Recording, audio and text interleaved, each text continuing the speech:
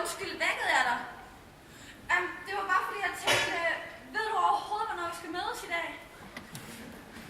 Nej, det ved jeg da virkelig heller ikke. Hey, var det egentlig ikke noget med, at vores underviser havde skrevet til vores via-mail? Ved du hvad, jeg prøver sgu lige at tjekke. 2 sekunder.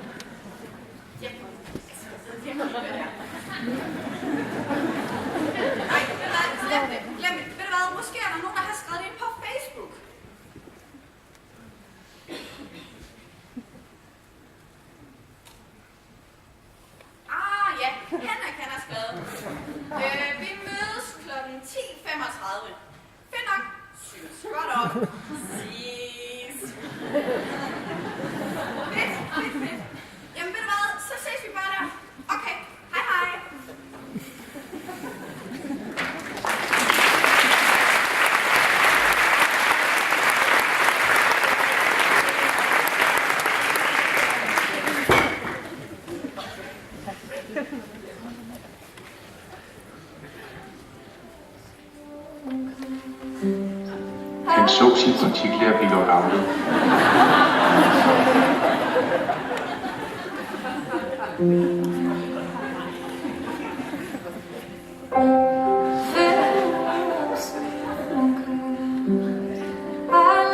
De slår ham for at få ham til at undervise mere.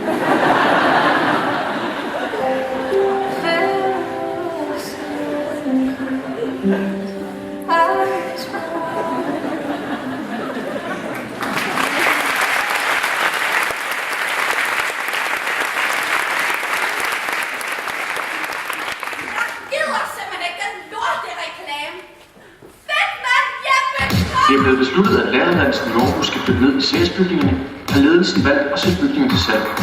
Hvem skal man give fat i? Ingen andre end Danmarks bedste ejendomsmægler, selveste Jeppe K.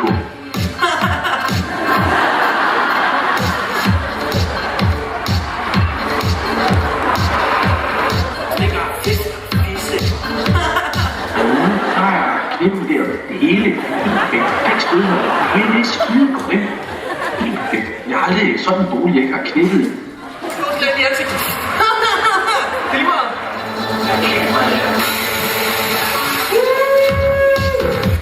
Dyresex!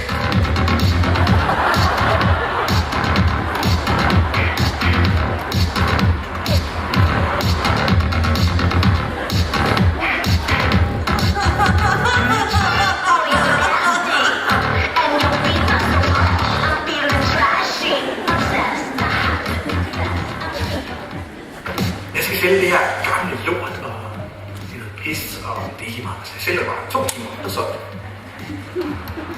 Kvindeseminarie, mand. Hvor kæft, du var meget fisse. Kom, lidt. Giv mig. Jeg skal ikke. Giv mig.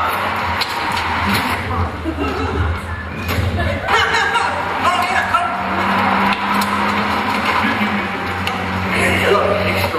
Vent på mig. Kræften med piske til. Jeg hader vind. Der er ikke noget værd med vind. Jeg hader vind.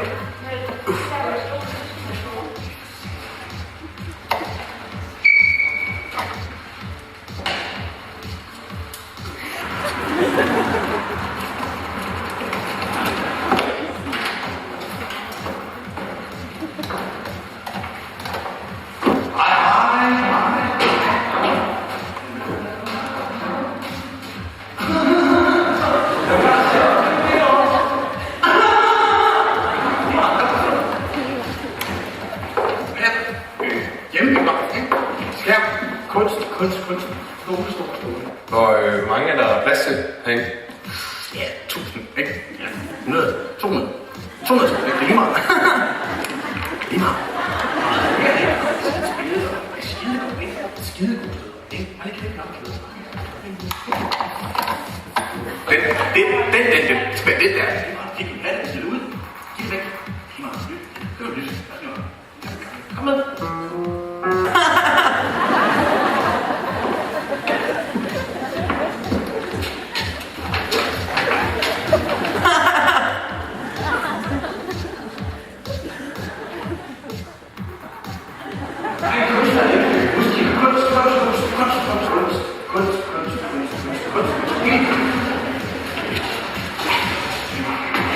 Kunstform. Gæstehus. Hold fester. Gæster. Rainparty. Er det muligt at få dig god der? Ja.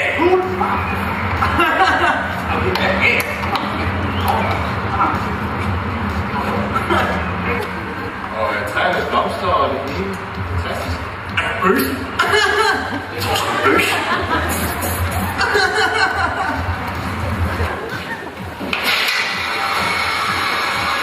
Svag.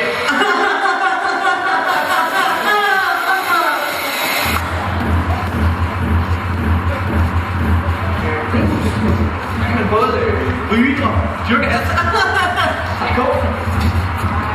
Nu gør jeg. Hold kæft, vi hygger meget. De tænder på mig, og jeg tænder på dem. Jeg tænder på hende. Ja, det kan ikke komme ind. Det er pisse meget. Det er pisse kedeligt. Det er lige så kedeligt som at sex uden piger.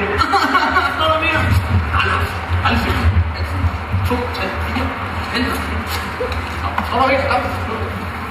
Jeg siger ikke, at jeg kommer til at knække hende, men jeg kommer til at knække i dag. Og jeg bliver nok med hjem. Der er andre bud. Der er andre interesseret. Det er tidligt. Men ejendommen, der står i 100 millioner. Vi tænker lidt mere 80. Det er lige meget med de penge, ikke? Altså, det er jo pisse meget. Jeg skal bare låne mig. 95. 90. 91,5. 90. Så køb det mig selv. 90,5. 90. 93. 92. 91. 90 kroner. Skide godt.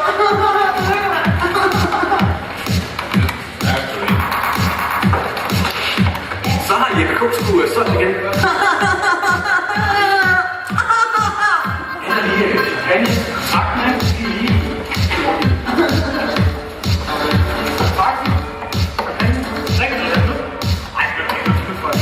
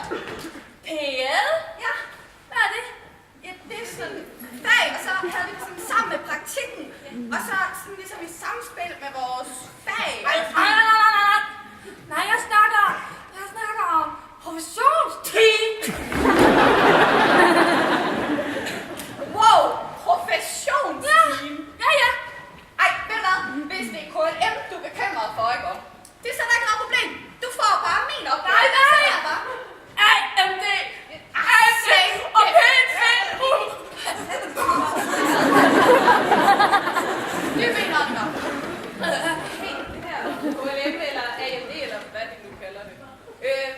Det er slet ikke så slemt. Nej. Nej, tag det helt. Ja, altså prøv at høre her. Da jeg gik på første år, ikke? Altså, jeg læste nærmest aldrig. Aldrig? Nej. Ved du hvad? Nu skal du bare høre her. Hakuna Matata. Er det klogt? Hakuna Matata. Klogere end du tror.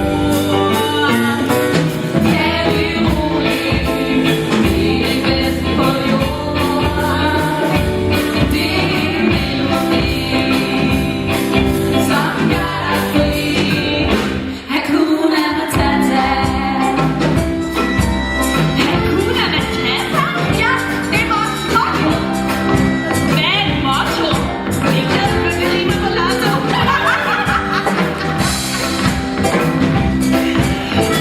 Men de 2 ord kan løse alle de problemer her på DS.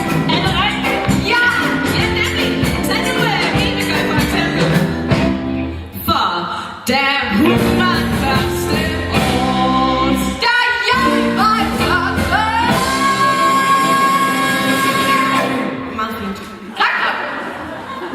Da troede læste og hører mig, men det kan jeg komme for, at du kan fortælle. Du skal starte lidt, så gør vi her. Men jeg græd, alle bøgerne var bedste. Men han sagde, kom, op skal vi her. Alle de gik om, hvor skal vi hen? Skriver man ikke, hvorfor nu det? Snakker du for sex? Nej, ikke! Der er første års til stede. Nej, undskyld. Hakuna Matata.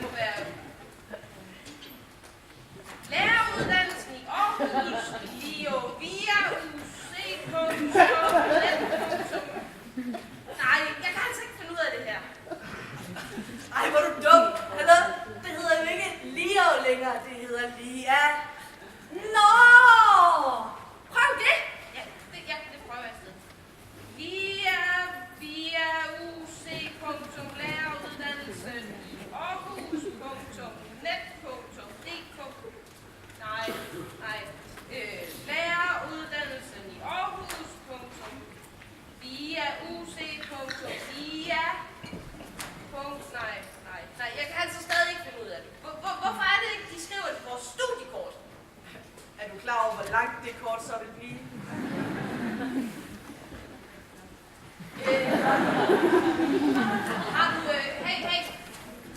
Har du lavet en besked inde på studierne? Ja.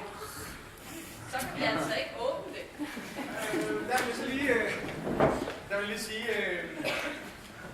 nu sad jeg lige i weekenden og læste tekster. Ja, det gjorde du vel.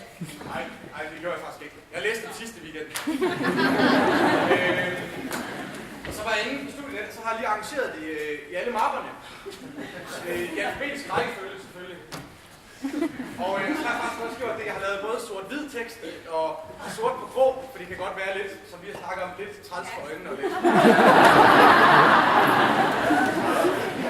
Det har jeg også gjort. Og faktisk, for at det skal være rigtig nemt, så har jeg også sendt det på jeres firmail, så jeg kan jo bare logge ind og hente det derinde. Så... Nej, hvor dejligt. Tak. Se, det gør det hele lidt lettere. Så har jeg har et link til firmail. Det har jeg brugt siden første år. Det har de ikke lidt for.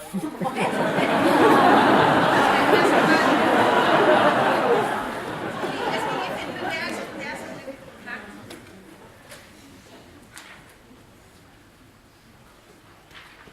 Nu skal jeg nok. Den er så langsom, mand! Studien 2.0 er noget lort.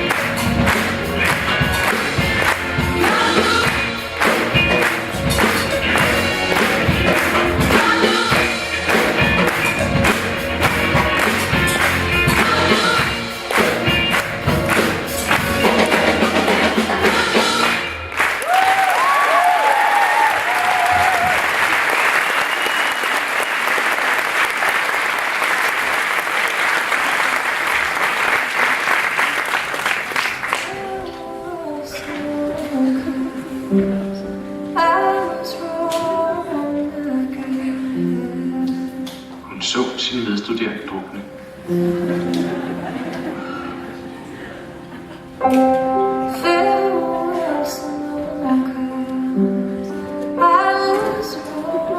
Hun holdt ud.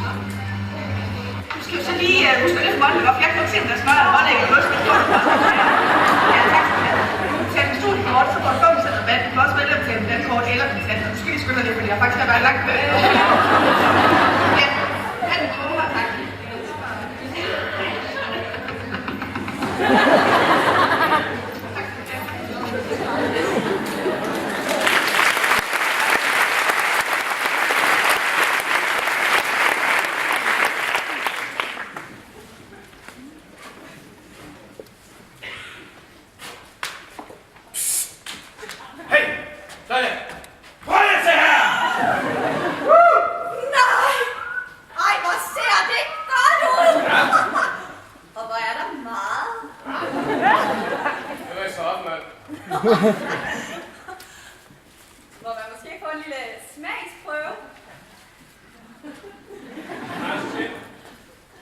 Ikke det der! Ja. Hvor lækkert! Det må nok sige. Masser af gode tilbud! Det er jo helt vildt! Ja. Altså,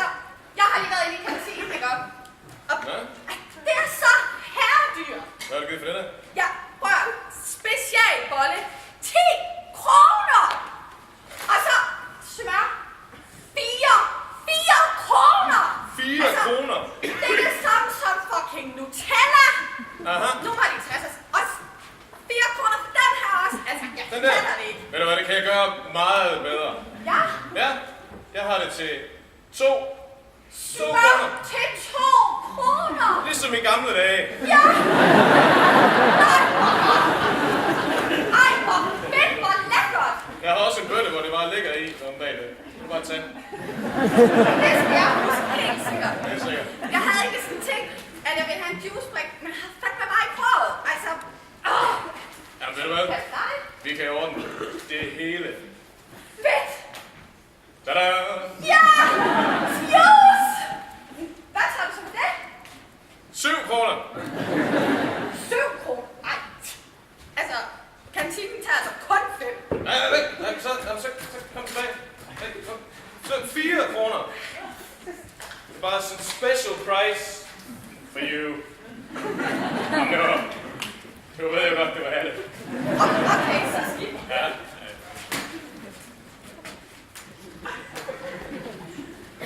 Fedt! Nu ved jeg helt sikkert, hvor jeg skal handle i morgen. En utilfreds kunde. Kommer tilbage.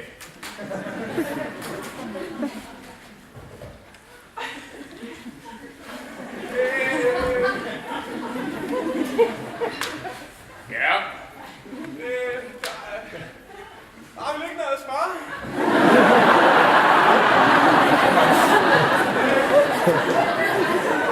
Har du noget lurebakke?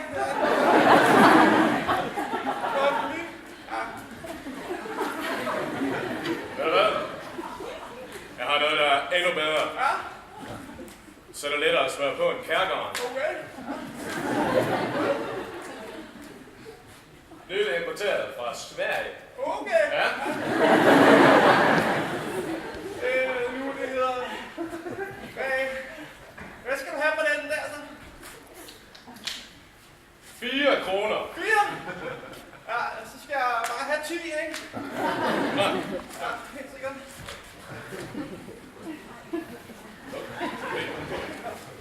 Tak for det. Ja. Hej. Hey. Hvad så? Det er simpelthen blevet så dyrt indendørs. Kan jeg ikke få lov til at købe noget kødpøls? Nå, det kan vi nok godt bedre. Kom med.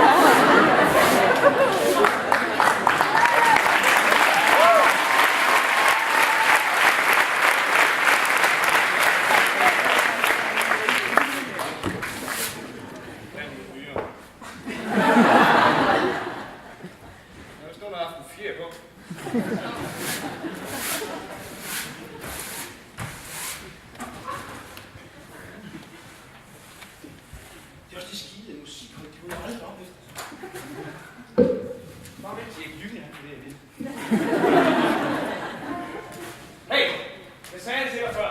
Du skal ikke stå på røde her. Det er godt, at du må spille trommer, men du skal simpelthen ikke stå på røde. Reglerne gælder ligesom for rejsen og alt muligt andet. Jeg skal sagtens have dig i hånden og vise dig ud til morgen.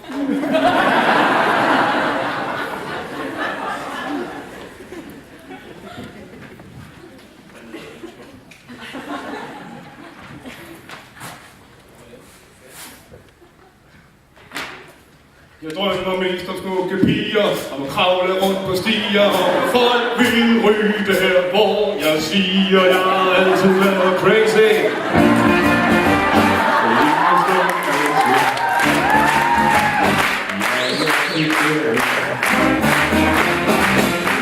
De bedste venner står for omkring, vækster de nok.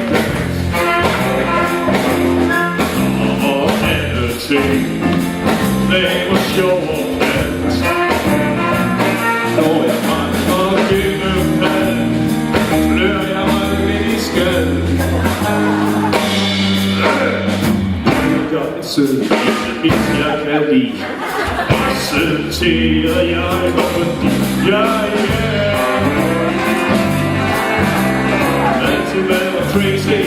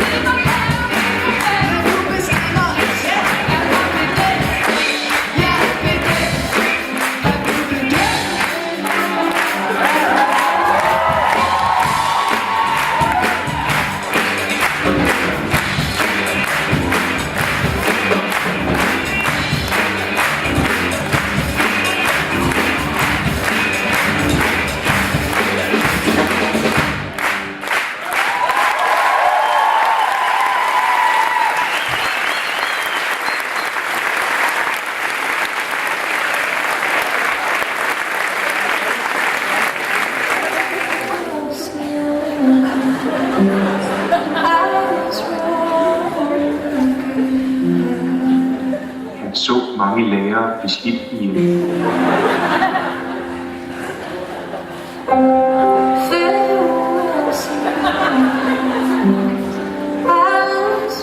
Nu er det hans tur.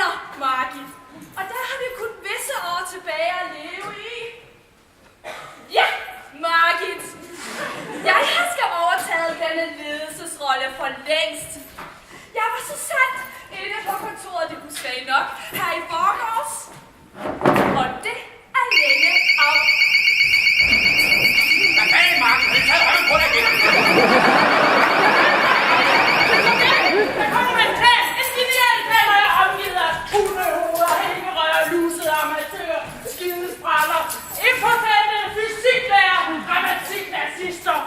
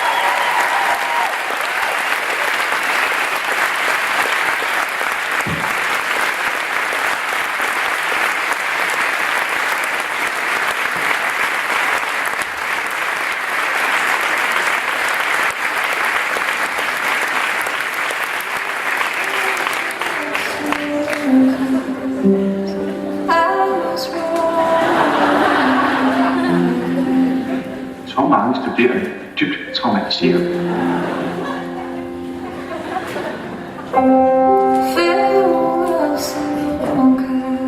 Inden deres verden er rigtig begyndt.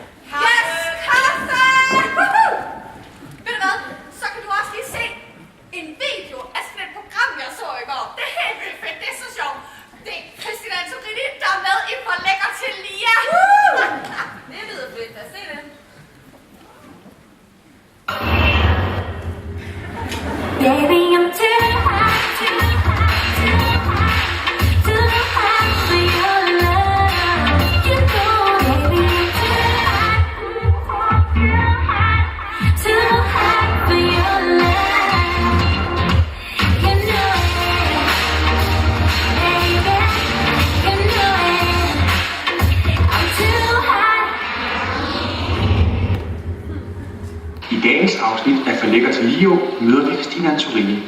Hun er igen i år inviteret til at komme og besøge læreruddannelsen i Aarhus, og dermed sparke skoleåret i gang ved deres årlige kick-off arrangement. Jamen så har de sådan inviteret mig ud på læreruddannelsen i Aarhus, altså så mange gange, og jeg magter det bare ikke. Men altså, så bliver de bare ved med at skrive på Facebook og sådan, sende invitationer til begivenheder hele tiden. Men så det nye er altså, at så bliver vi matchet på Tinder, ikke? Og så tænker jeg, okay, så kunne jeg lige godt bare prøve det. Efter lærerens utallige mange forsøg på at få undervisningsministeren på besøg, er de nu glade for, at Christine Antorini endelig har lyst til at møde op. De studerende er meget spændte på at møde deres undervisningsminister. Altså, det er bare så hårdt at være så populær nogle gange. Alle vil bare have, at jeg kommer alle mulige steder hen og besøger dem. Hallo, det er ligesom ikke alle, der er vigtige nok til mig, vel? Altså, det vigtigste for mig er, at de har mange penge. Jeg hader at spare på pengene, og jeg gider slet ikke at betale for min egen rejse. Altså, Lars Løkke, han viste mig gang, hvordan man bare sådan kunne rejse rundt i hele verden uden til at betale for det. Og det er bare mega smart, så det gør jeg nu. Jamen, det er jo mega latterligt, de ikke engang har en bil, jeg henter mig i, altså. Ej, der er ikke engang nogen Mercedes. Så kikset, altså. Så ikke engang råd til at købe Mercedes, når det kommer. Altså, hallo. Så må de altså spare. Det kunne være, at jeg skulle lave en ny reform. Antorini er helt bevidst om, hvad hun forventer af en uddannelse, når hun skal besøge den. Det nytter altså ikke noget, at stedet bare tilbyder en flaske vand. Hun forventer, at hun får gratis mad og hvidvin. Så er det ikke engang nogen 2010. Monté de Tonnerre, Bio Simon på køen. Altså, der er kun øl. Jeg er godt nok spændt på, hvad der er for et sted, det her. Altså, jeg drikker jo altid kun kold hvidvin, og det skal bare være det bedste. Altså, jeg drikker faktisk kun 2010 Chablis Premier Cru, Monté de Tonnerre, Bio Simon. Det er altså bare det. Og så hader jeg øl. Simpelthen så ulækkert at drikke øl. Altså, jeg ser lidt sådan en daggammel øl, som den gamle folkeskolerform, ikke? Slatten, doven, og så kommer der aldrig noget godt ud af den.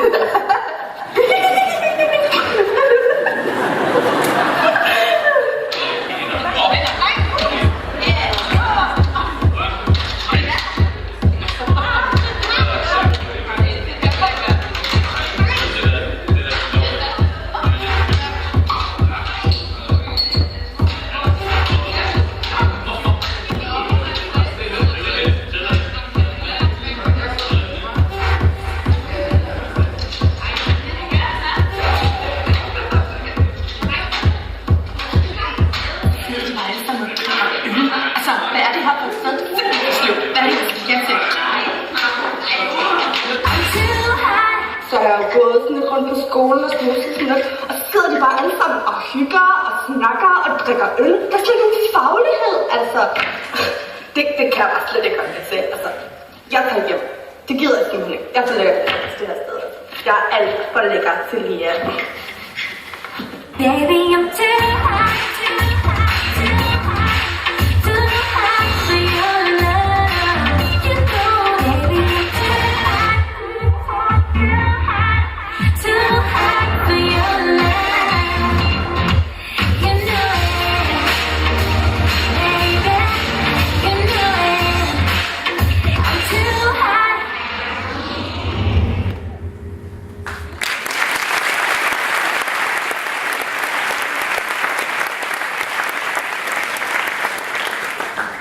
Jeg gider ikke det her bachelorskrivning mere. Ej, kom on. Vi er der næsten.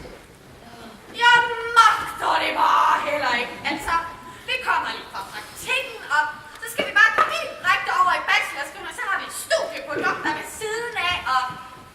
jeg magter det bare ikke. Ej, men kom nu alligevel. Vi mangler jo ikke så meget. Jeg er så pisse ligeglad med den bachelor.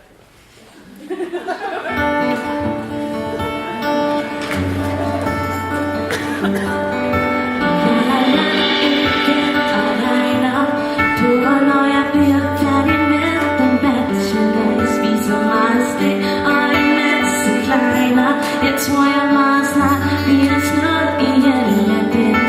Bachelor, du er en kæmpe kælling, og du er meget træt, så du er svær at skrive. Som en djævel sendt fra helvedes fjerner, tager du mig stille væk herfra. Jeg er ligeglad, jeg er ligeglad. Det er sådan, jeg kommer bedst igennem det her nu. Jeg er ligeglad, jeg er ligeglad. Det er sådan, jeg har det bedst, bare at jeg kunne være ligeglad, jeg er ligeglad. Jeg ved, jeg får det skridt, men jeg orker det ikke. Ikke ligeglad, ikke ligeglad. Fordi så ender jeg i snakker på tanke. I går da jeg var forbi de tegn, som jeg skulle skrive. Jeg tænkte, hey, for jeg snart er blød.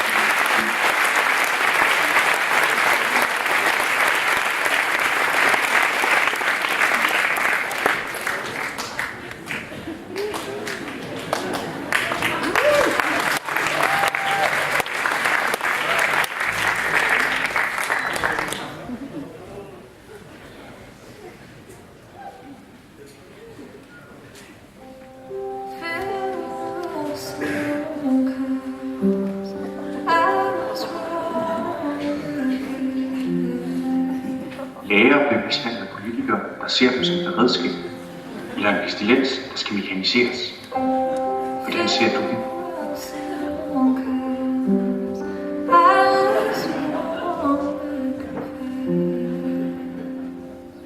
DLF ser lærere som følsomme væsener.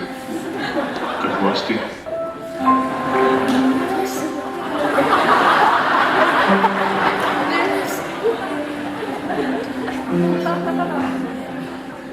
lærere har brug for dig. De har brug for ledere, som bekymrer sig om det.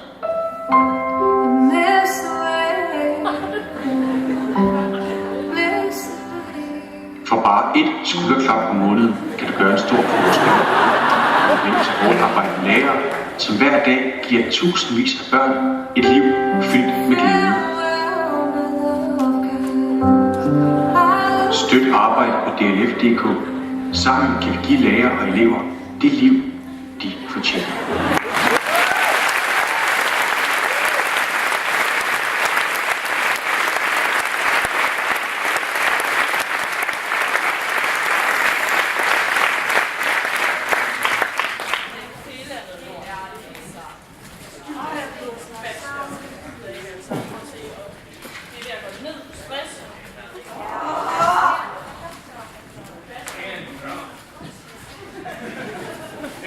Prøv lige at høre her.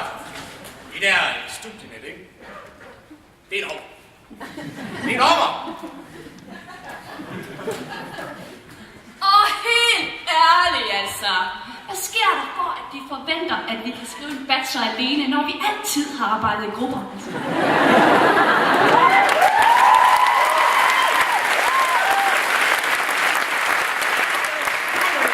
Hallo. Hvem fanden retter vores praktikportfolio?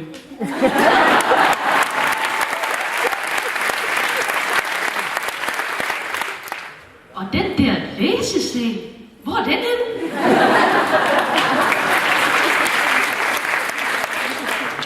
Og der er aldrig nogen, der ved, hvordan man slår den åndssvage alarm fra.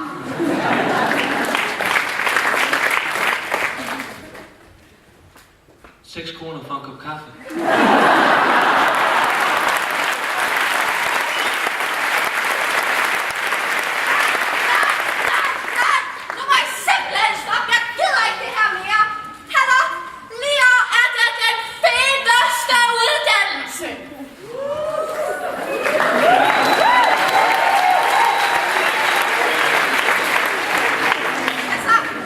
Hallo!